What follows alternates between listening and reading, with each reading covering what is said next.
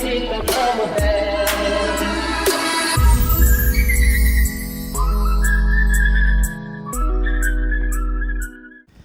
Guys, this is प्रतीक। यह है सब कुछ Bollywood, your personal movie guide. आज हम जिस मूवी के बारे में बात करने वाले हैं वो मेरी लाइफ की सबसे प्यारी और क्लोजेस्ट मूवी है। It stars none other than Shahrukh Khan and the movie's name is Swades. Now Swades release हुई थी 2004 में, लेकिन हम उसका रिव्यू आज कर रहे हैं। इसका रीज़न जो है वो आपको वीडियो के एंड में मिलेगा, so keep watching the entire video.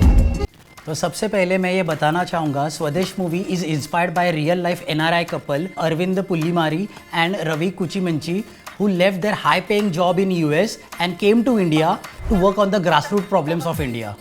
Movie direct की है आशुतोष गोवारिकर ने, जिनकी ये सेकेंड मूवी थी after the success of Lagaan and there was huge expectation from him.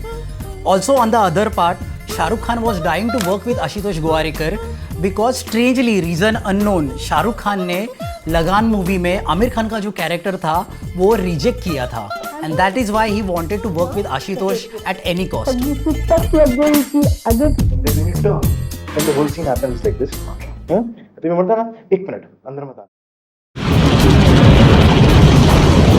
Systematic measurement approach and technology. So SRK plays a role of a Mohan Bhargav who is working in NASA.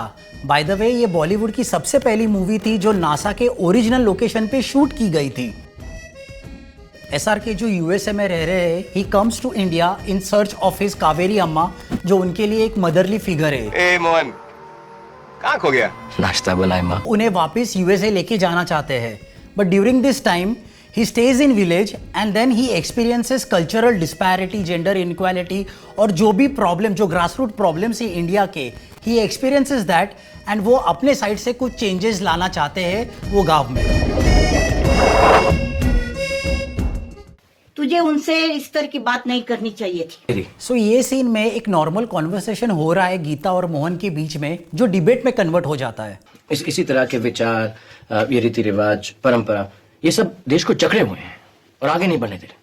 Gita काफ़ी patriotic है। जानते हो कि आपका पैसा कहाँ जा रहा है, कौन सी पॉलिसीज में जा रहा है, कौन सी स्कीम्स में जा रहा है। वी अंडरस्टैंड कि ये गवर्नमेंट की रिस्पॉन्सिबिलिटी है, but in reality we are also part of a system और ये हमारी रिस्पॉन्सिबिलिटी भी है। आप जब नेक्स्ट टाइम वोट करने जाओगे तब rather than having a religious affiliation या फिर किसी एक पर्सन को फोकस करके वोट मत कीजिए। आप वोट उसे कीजिए जो आपके एरिया में बहुत डेवलपमेंट कर रहे हैं, जिन्होंने नए स्कीम्स लाए हैं और जो प्रोबेबल कैंडिडेट है जो आपका फ्यूचर सुधार सके। एंड जब वो गाना गाते हैं ये तारा वो तारा, then he unites the people from a lower caste and upper caste and brings that boundary down.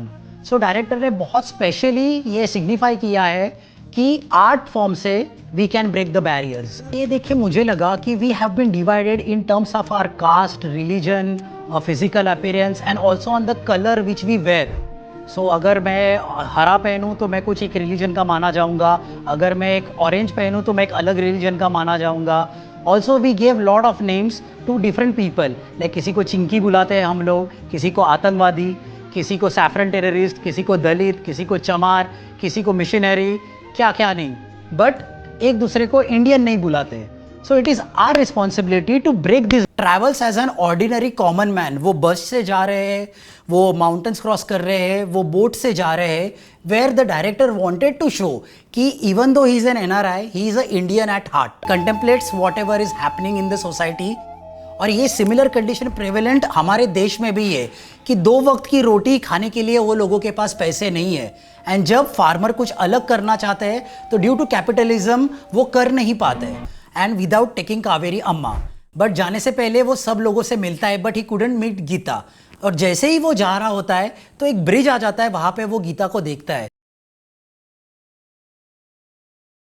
ये थे कि 2004 में शाहरुख खान के 2 मूवी रिलीज हुए थे, विच वॉज मैं हूं ना एंड वीर ज़ारा, और उसके बाद स्वदेश आया था। But the thing is Bollywood culture back in time was not much into social drama. So लोगों को मसाला मूवीज पसंद थे, गाने पसंद थे, एक्शन हीरो पसंद थे। That was the exact reason कि वीर ज़ारा चली, मैं हूं ना चली, but Swades was a big flop because it was a artistic movie and it was way ahead of its time.